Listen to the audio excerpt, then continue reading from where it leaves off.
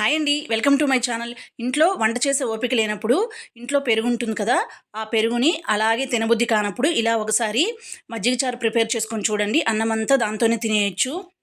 ఇందుకోసం పెరుగుని తీసుకొని మజ్జిగని చిక్కగా ఉండేలా ప్రిపేర్ చేసుకోవాలి. ఆ తర్వాత ఇందులో రుచికి సరిపడా ఉప్పు, అలాగే సన్నగా తరిగిన ఆనియన్ ముక్కలు వేసుకొని బాగా కలుపుకొని దీన్ని పక్కన పెట్టుకోండి.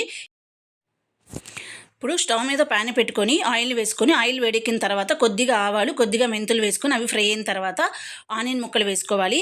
మన కారానికి సరిపడా పచ్చిమిర్చి, అలాగే ఎండుమిర్చిని కూడా వేసుకొని అవి ఫ్రై అయిన తర్వాత కొద్దిగా పసుపును కూడా యాడ్ చేసుకొని ఫ్రై చేసుకోవాలి.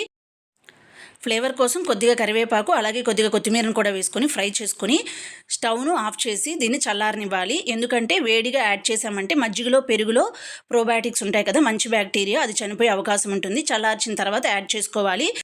తాలింపు చల్లారిన తర్వాత మజ్జిగలో యాడ్ చేస్తున్నాను. యాడ్ చేసిన తర్వాత మనం దీన్ని చేత్తో నలుపుకున్నామంటే అన్ని మజ్జిగలో కలిసిపోతాయి. టేస్ట్ చాలా బాగుంటుంది. Thanks for watching. వీడియోని లైక్ చేయండి, ఛానల్ని సబ్స్క్రైబ్ చేసుకోండి.